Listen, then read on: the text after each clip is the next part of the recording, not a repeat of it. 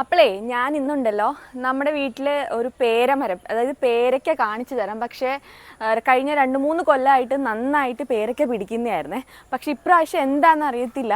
ഇതാ ഇങ്ങ് വന്നേ, ഇത് കണ്ടോ, ഇതുപോലെ പേരയ്ക്കയിലെല്ലാം ഇങ്ങനെ ഇത് കണ്ണ് പറ്റിയതാന്ന് പറയുന്നു, പിന്നെ എന്തോ ഫംഗസ് ആണെന്നൊക്കെ പറയുന്നു. പക്ഷെ എന്താ അതിൻ്റെ റീസൺ എന്ന് അറിഞ്ഞുകൂടാ.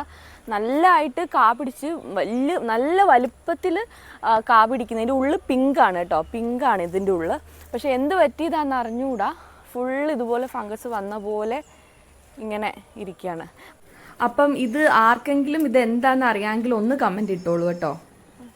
ശരിക്കും കാ പിടിച്ചിട്ടുണ്ട്, പക്ഷേ എല്ലാത്തേലും ഇതുപോലെ ഇങ്ങനെ ഒരു കുത്തായിട്ട് നിൽക്കുകയാണ്. നല്ലോണം കാ പിടിച്ചിട്ടുണ്ട്. ഇതാണ് നമ്മുടെ പേരമരം. എല്ലാത്തേലും ഉണ്ട്, എല്ലാ കായ്കളിലും ഇങ്ങനെ വന്നിട്ടുണ്ട്.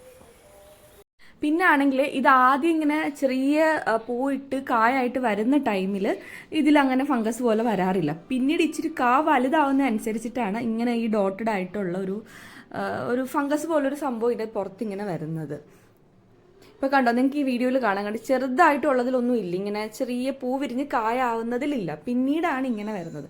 അപ്പോൾ ആർക്കെങ്കിലും ഒന്ന് അറിയാമെങ്കിൽ പറയണേ.